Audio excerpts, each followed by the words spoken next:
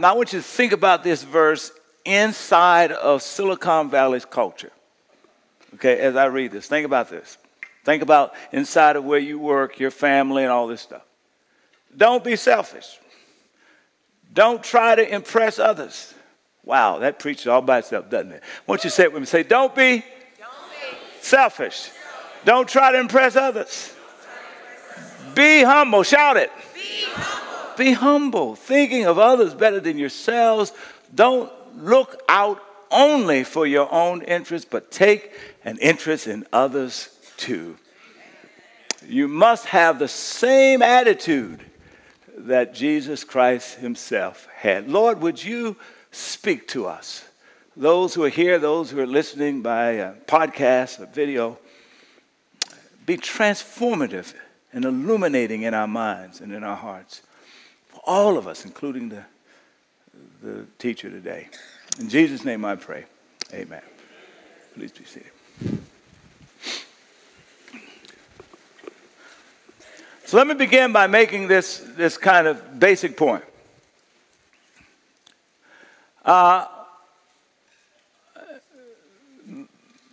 Most of us, or many of us, should I say, are unaware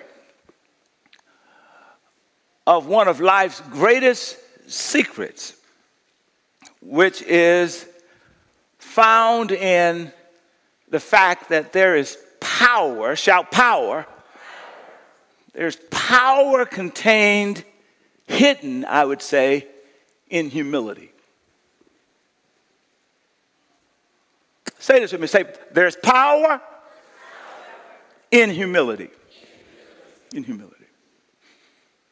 Now, one of the things that I have a great appreciation for Patrick Lencioni. Those of you who are part of the corporate world, you know that name, you've heard of it. He's known for writing a number of books, The 5 Dysfunctions of a Business, The Advantage, The Ideal Player, and a whole lot of others.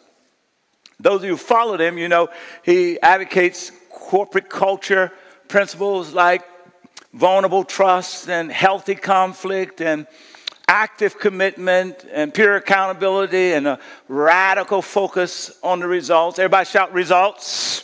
Results. All that's great. And but we use the ideal team player, the 3 virtues, humble, hungry, and smart, really as shaping our own leadership culture here at NBCC.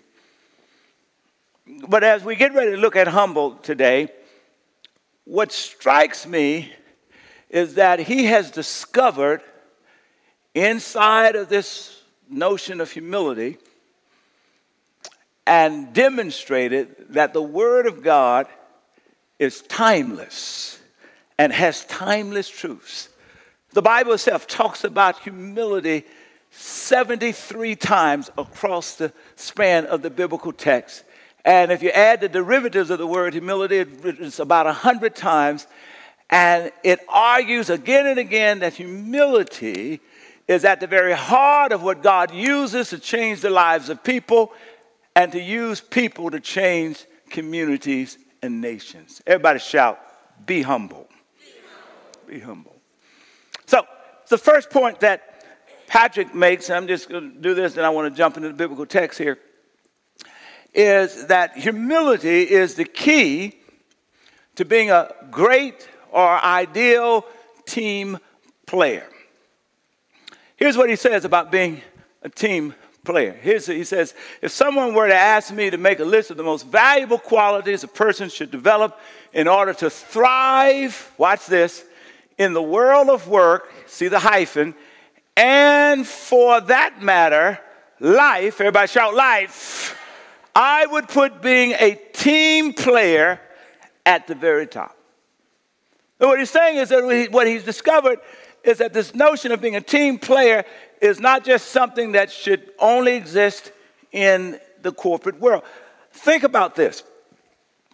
How would seeing yourself as a team player change your approach to life if you started thinking about life in terms of teams? How would it change your marriage, for example, if you started thinking about your marriage in terms of a team pursuing a common vision? How would it change your approach to parenting?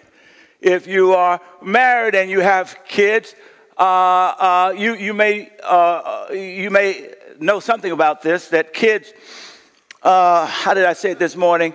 They have a tendency to be sinfully smart. From a young age, kids figure out what can they get from daddy and what can they get from mama. Some of y'all know exactly what I'm talking about, right? And even in their adulthood, come on now, they know who they can go to get money from and who not to talk to, right?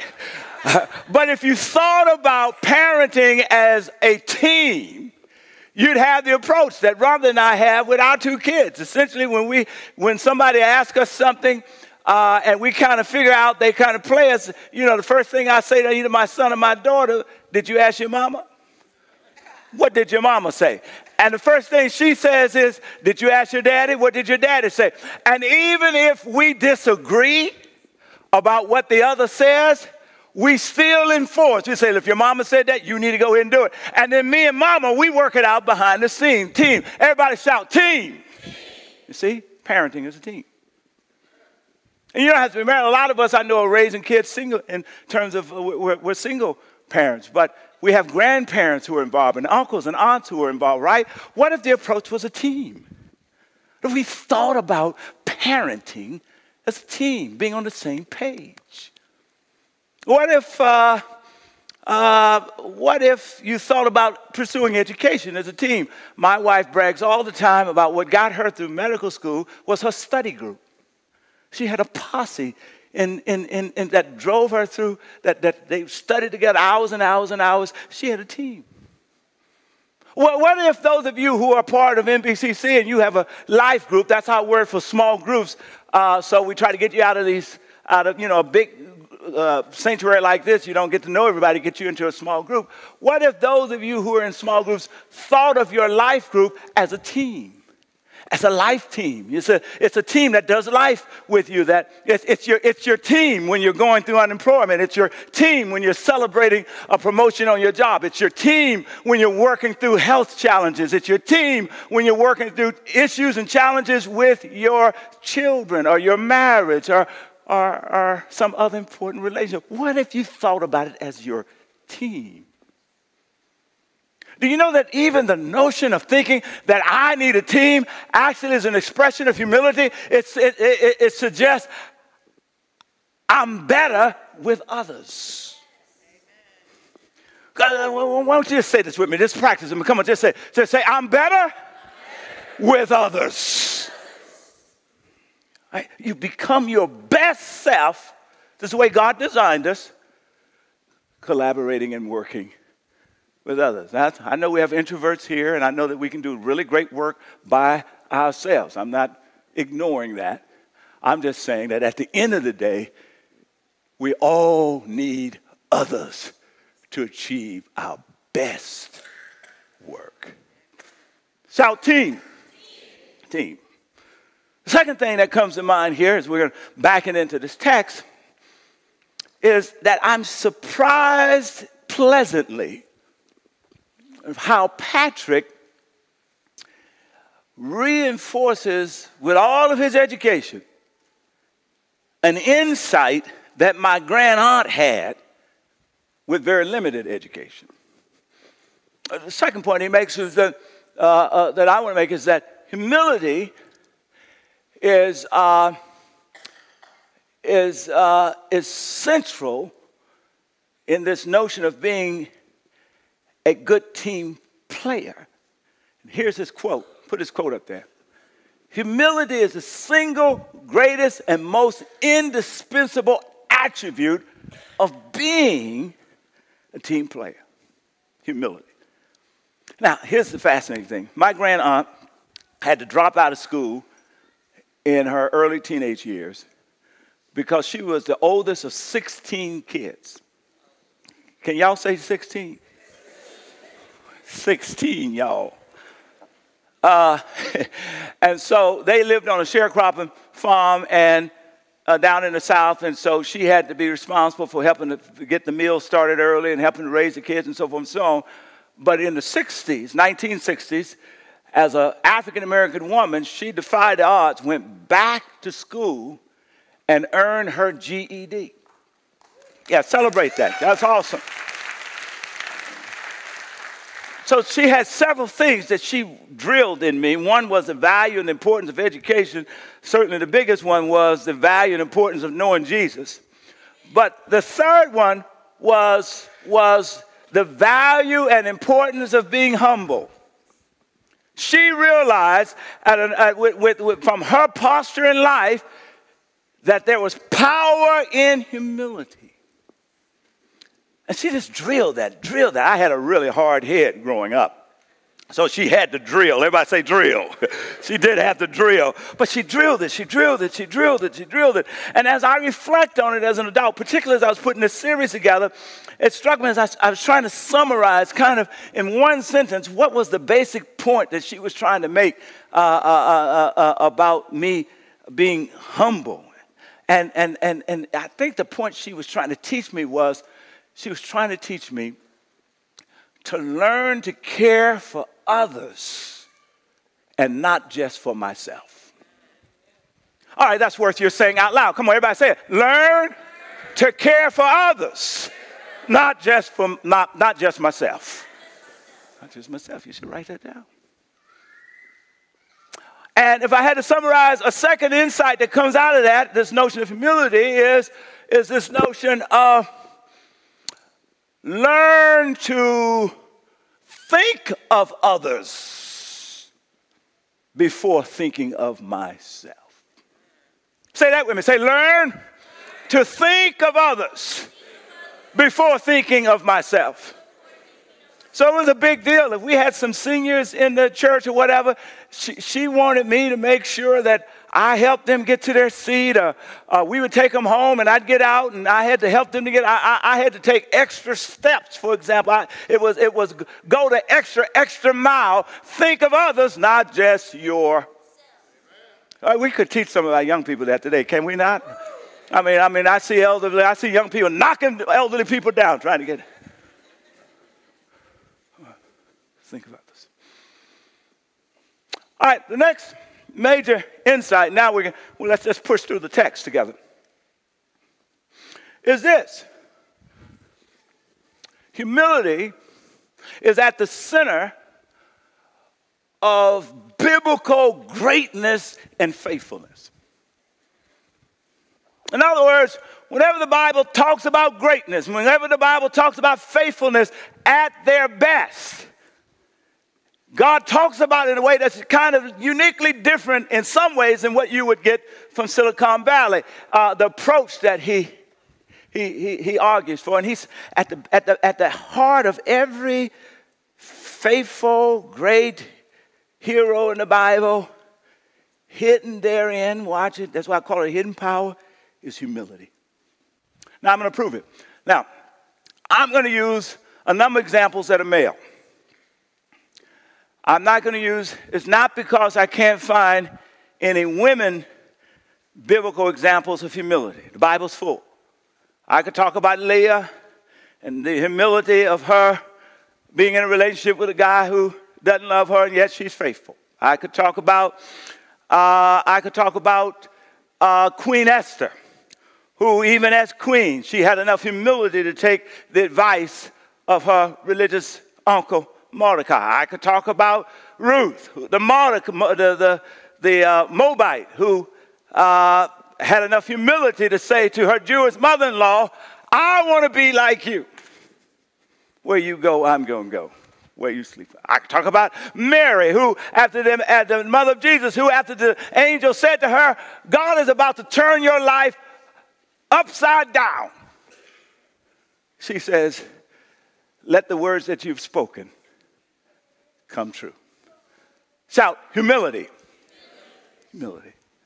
But I'm going to use these men today because I think in our culture, the average woman, beginning as a little girl, that you're more than likely taught about humility.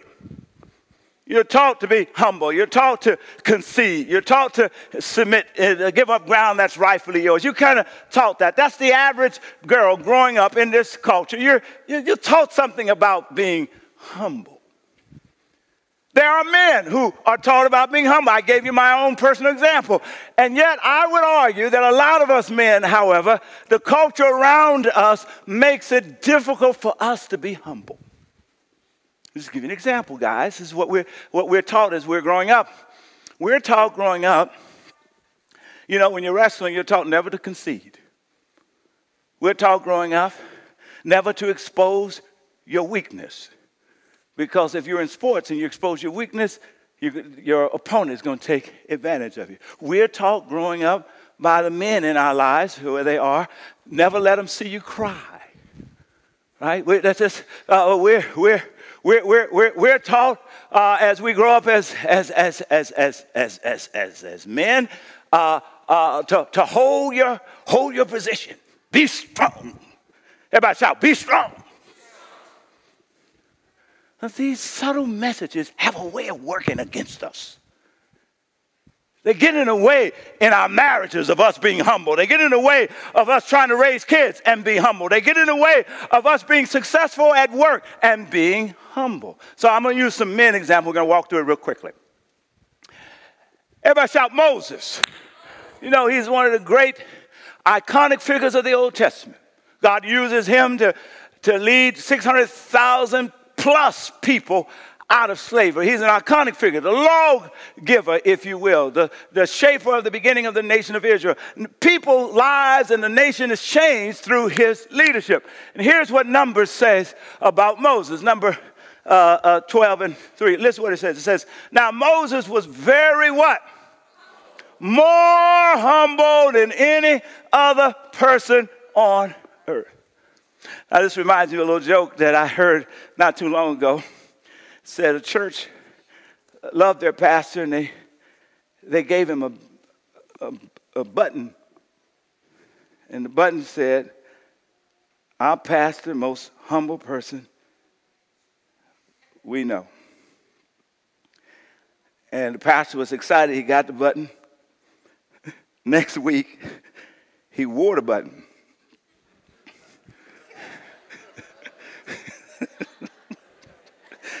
He come wear the button. The pastor, the most humble person.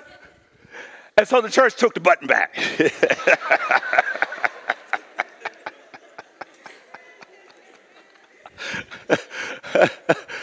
Make sure your humility is genuine. In this particular case, Moses is not testifying about himself. The writer and the witnesses of Moses are saying that he is the most humble person on the planet. Look, the suggestion is that if God is going to use you in great ways, the humbler you are, the greater God can use you. That is a suggestion. Let me give you two ways that he was humble. You may recall that his father-in-law, Jethro, who came up and he saw Moses judging the people, adjudicating their cases. His father-in-law came up to him after he was saying he was wearing Moses out. He's doing hundreds of them a day. His father-in-law said, pulled him off to the side and said, hey, Mo. Okay, say, look, you're going to wear yourself out. So why don't you break this thing up? Why don't you appoint some people to do over 10s and appoint some over 20s and 50s and 100s, several hundred. Let the most difficult cases come to you and everybody else do it. And Moses said, thank you. This is the same Moses who, when he was trying to figure out how to lead God's people, he said, God, I don't know how to lead these people. Will you show me how to lead these people? What does Moses' humility teach us, guys, and all of us? That one of the marks of humility is my ability to ask for help. Ask the person next to you, do you know how to ask for help? Ask them, do you regularly ask for help? Come on, this is the proof right here. Yeah. One of the marks of humility is the ability to be able to say, I need some help. When you're on your job, you can say, I need some help. Just think how that revolutionizes your marriage or the person that you're in love with. I actually need some help. Can you help me? That suggests to people around you, get this, watch this. It suggests that you actually need them. How many of you are afraid of needing other people? Yeah. We're afraid of needing other people. It's our insecurity. So we find it difficult. But Moses had no problem asking for and receiving help. Another iconic figure in this respect is David. Everybody shout David. You know, he's the pinnacle king of the nation of Israel in the Old Testament. And in Acts 13, the writer reminds us that God declares that David was a man after his own heart. That God could trust David to do anything that basically he asked David to do. And yet David would, while he was wonderfully faithful, how many of you know that it's possible to be faithful and have flaws at the same time? Right. Being faithful does not mean that you are perfect. So on a bad day, shout bad day. He ended up having an affair with a woman named Bathsheba. She got pregnant. Shout bad day. He tried to cover it up by having her husband killed. Shout bad day. And then he was confronted with his stuff. And then here comes the mark of humility in Psalms 51. Watch this, verse 3 and 4. I love that. Just pull this out. Listen to what he says. For I recognize my rebellion. It haunts me day and night. Against you, O God, and you alone have I sinned. Watch this. I have done what is evil in your sight. And this last piece is important. You will be proved right. Shout right. Come on, shout. You are right in what you say. And your judgment against me is just. Now, you know, some of us have problems saying to God, God, you were right and I was wrong. Get this. If you have problems saying that to God, there's a good chance you have problems saying that to people.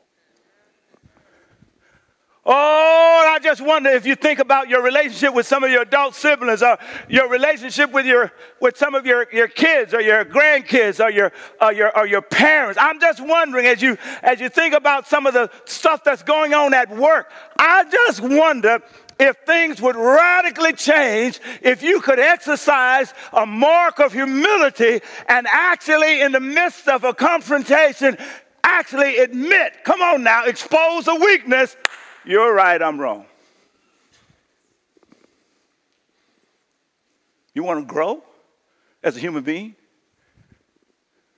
Develop the capacity to trust God enough to be able to say, you're right, I'm wrong. You know that? I did the other day. I was wrong. I shouldn't have done it. All of this is humility. Come on, say it out loud with me. I know you have to practice it. Let's practice it together. Everybody say, you're right, I'm wrong. No, you're right, I'm wrong, but. The but, once you say but, it just erases everything you just said. It's not, you're right, I'm wrong, period. What I did was stupid. What I did was crazy. What I did was not thinking. What I did was insensitive. You're right, I'm wrong. Takes humility. Some of you have been married 20 years. If you just go home and practice this for the next week, you'd be surprised at how your marriage would change. Who am I married to? Oh my gosh, it's a whole new world. And all you did was just own your stuff rather than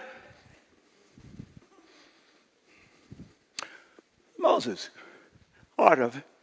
David, humility. And then let's go to the New Testament. One of the great iconic figures of the New Testament is John the Baptist. My favorite descriptions of John the Baptist, John is talking here in chapter 3, verse 30. He sees Jesus coming.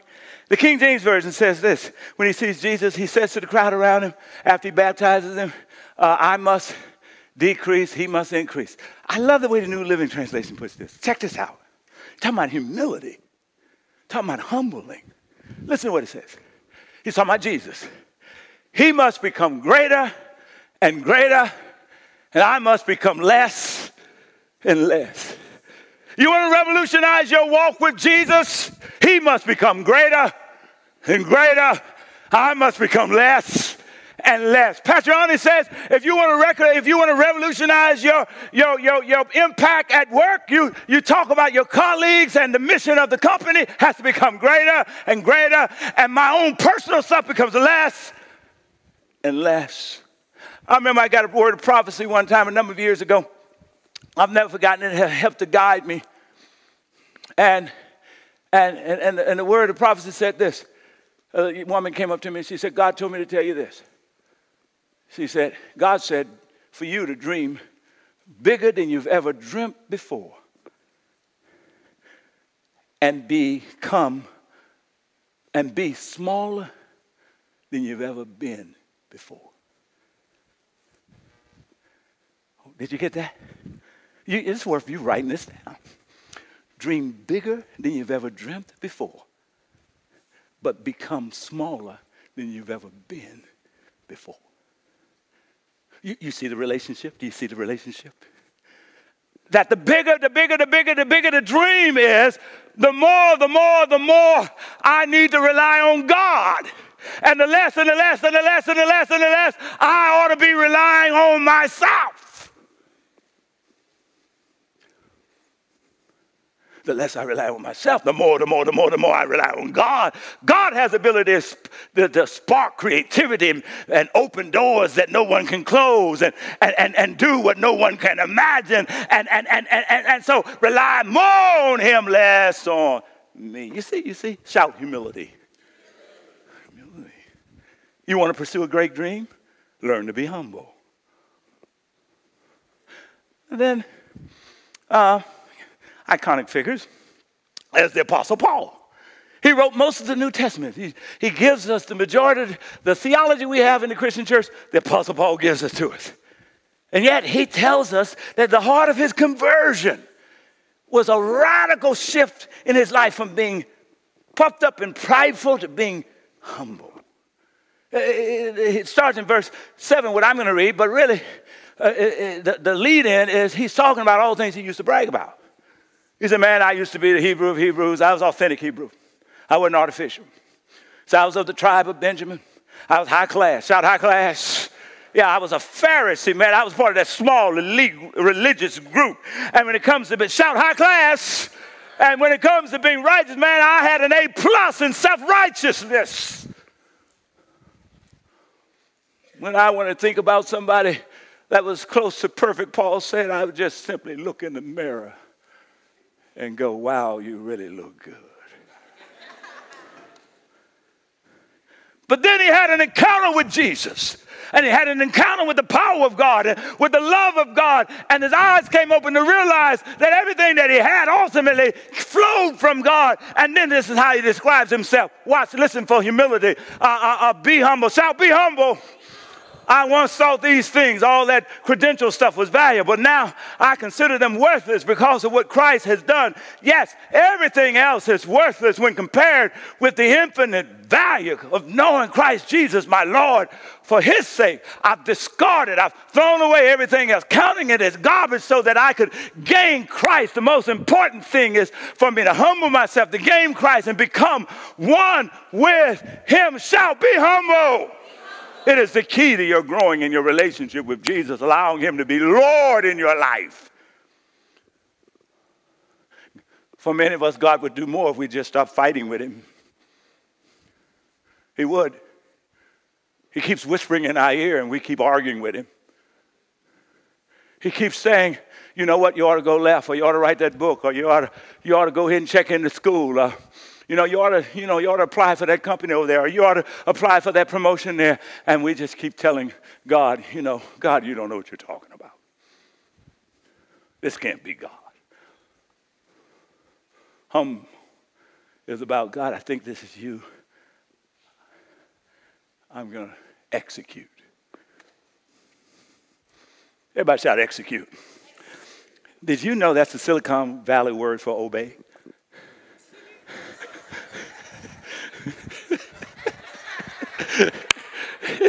You're going to tell your boss that because the kids, you don't want to say obey, just say execute. I said it, you execute it. Woo! Shall be humble. Then what about Jesus himself? He's a fantastic model here, isn't he? Jesus says, one of his iconic texts in Matthew chapter 11, verse 29, I believe it is. You know, it starts off by him saying, you know, some of you are familiar with this. Come unto me, all ye who are heavy laden and burdened, and I will give you rest. Take my yoke upon you. And the question comes up, well, why should I trust you like that? Right? Ask the person next to you, why should I trust Jesus like that? Yeah, why should I trust him like that? Why should I? And so he answers it. He says, take my yoke upon you. It's my authority. The yoke represents his authority, right? And let me teach you because I am what? Humble and gentle. That means strength under control. We learned that a couple of months ago. Gentle at heart, and you will find rest for your soul. Jesus, what do you mean? Here's what he means. He says, I want you to take my yoke, my authority upon you. But you can trust me. You know why? Because yes, I have all power. Heaven and earth is in my hands. But I don't use that power for me. I'm going to use the power for you. That's what he means by I'm humble and gentle in heart. And then just to back it up, when he teaches his disciples just before he gets ready to leave about greatness in Matthew chapter 20, verse 26, here's what he says. He talks about, now by the way, just check CNN and Fox News. You'll find this to be true even today. He says prior to this, he says, look, you're going to find the political rulers of our context. They're going to be using their power to elevate themselves and to make you subservient, to serve their philosophies, to serve their political interests, to serve their right or their left perspective. And so, you know, you just ought to be careful because folk with power can be dangerous about making you their servants. But Jesus says, but if you're a Jesus follower, I want you to handle your power as a father, your power as a mother, your power as an educator, your power as a customer service rep on the phone. Do you know that if you're a customer service rep on the phone, you can make somebody's day or mess up somebody's day? Just your attitude? Come on now. Oh, I'm sorry. I just got into somebody's business. Come on. But yes, that's the point. Right. He says, check how you use your authority. Here's what he teaches. You follow me. And he says, not so with you. Instead, whoever wants to become great, shout great, among you must be your servant. Whoever wants to be first must be a slave. For the Son of Man came not to be served, but to serve and give his life as a ransom for many. Watch this verse. Go back to the verse I just mentioned. Watch this. I'm going to show you something. Here's an insight. Jump that. Watch this. If you add an article, whoever wants to become, put an A right there. Everybody say, A great. Add a blank right here. Now say, whoever wants to become, say it with me, say, A great blank. Y'all ain't listening. Y'all get too excited. Whoever wants to become a great blank among you, you get to fill in the blank. All right, here it is. Whoever wants to become a great parent among you, be a servant. Whoever wants to become a great politician among you, be a servant. Whoever wants to become a great athlete among you, be a servant. Whoever wants to become a great spouse among you, be a servant. Shout, be humble. See the point? See the point? See the point? It's powerful being humble. It's powerful. It changes dynamics. It's powerful. All right. Now let me wrap it up here. I talked about these two insights around humility. Let me talk about three groups of folk who are not humble. And if I have time, I'll talk about two paths to success. The first group that's not humble is the obvious group. These are the blatantly arrogant people. I asked the person next to you, do you think I'm arrogant? All right, here's how you know if somebody's arrogant. These folk, they're always talking about themselves. They're always talking about their accomplishments. They're always pointing everything to their success. It's always about them. It's always about them. It's always about them. I'm not just talking about celebrating when something good happens. We all do that. I mean, shout always. It's always about me. It's always about I. It's always about my. It's always about look at me. Now, if you're sitting by somebody like that, just keep looking at me. Let me give you an example. In Daniel chapter 4, there's a fellow by the name of Nebuchadnezzar. If you study world history, you'll find his name there. He's a hugely successful king of the Babylons. How many of you know you can become successful by being brutally arrogant? It's possible. I know some very successful people who are ridiculously arrogant. So this particular person is a big king. He's in charge of Babylon. And he's brutal. He's oppressive. And he has a dream one day. And in the dream he sees this big old tree. It's healthy. Great limbs. Beautiful leaves. The birds are resting in the leaves. Animals are enjoying the shade. And all of a sudden, out of nowhere, the tree is cut down. Chain is put on the stump. He calls his boys in who's supposed to have some wisdom. He says, hey guys, explain this dream to me. They don't have a clue. So he calls Daniel in. The Spirit of God dwells in Daniel, the text says.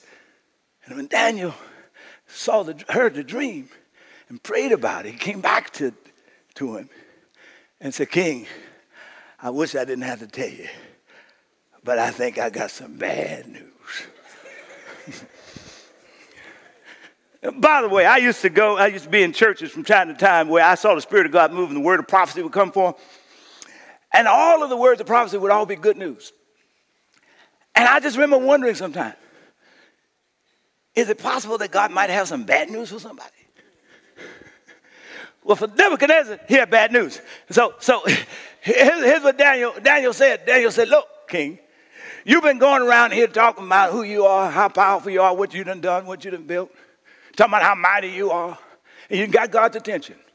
As a matter of fact, your ego has become so big that it competes and attempts to displace God in the world. You've totally missed the fact that you are where you are because of the grace and the goodness of God. That even God is using you in some, even the tough parts of you. He's using you to do some discipline and to straighten out the world. So it's all God, man. It's not you. And so here's what God says. He said, God's going to take your mind. Overnight, you're going to start eating with the cattle. And you're just going to be out there for 7 years until you figure out that you're not God, he's God. Oh, by the way, here's a little secret. If you think you're God, you might just need a doctor. Because the way a lot of us live our lives, it is as though God doesn't exist. And we're God. Here's what happened. Verse 29. Watch this. Verse 29, if you have it, put it up there. 12 months later, a whole year. Man, he had a year to get his act together. A whole year of prophets. He's just like, I don't know. I don't care. Please. He said, take a walk on the flat in Babylon. Watch this. And then here it comes. Next verse. Put it up there. As he looked out across the city, he said, here's arrogance, blatant. Look at this great city of Babylon. By what? My own mighty power. Watch this. What is that? I have built this beautiful city as what? My royal residence to what? Display what? My majestic splendor, which can better be translated, my glory. And the next verse says it while he was still speaking. Come on, that word, boy, let's come right out. It says, while he was still reading, a voice called down from heaven, "Oh, King Nebuchadnezzar, this message is for you. You are no longer ruler of the kingdom. You're fired." 7 years eating with the cattle. Finally, he looks up one day and says, "God, you're God." And in that very moment, he comes back to himself and he's restored. God is saying to somebody, I'm holding you down because you won't acknowledge me. I'm holding you back because I got some great stuff for you, but I can't entrust it to you until you trust me. Just you need to acknowledge who I am today. Wow. Okay, secondly, as we hurry up, I'm moving through this and get to this text where we started. I'm finished. So you got the blatantly arrogant. Shout, blatantly arrogant. Then you got the person who has no self-confidence. That person lacks humility too. Here's how they present. No self-confidence, but they are generous and positive in how they treat other people. So here's an example.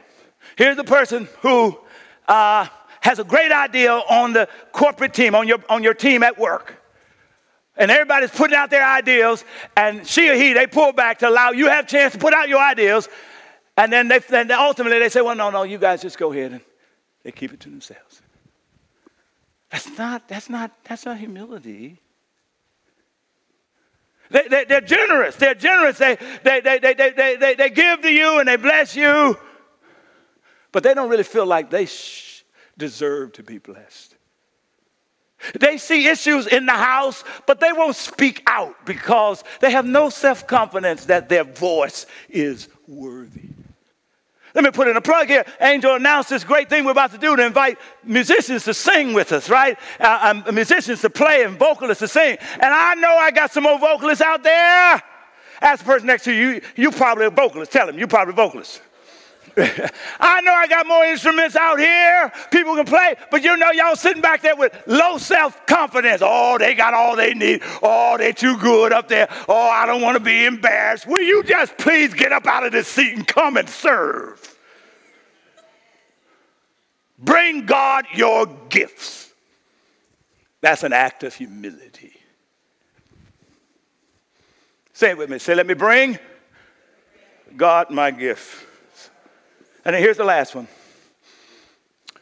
The person who finds it easy to give, but difficult to receive. They love giving, but don't you dare try to give them anything. Beneath that is pride.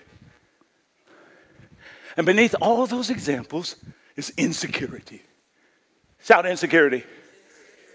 Insecurity.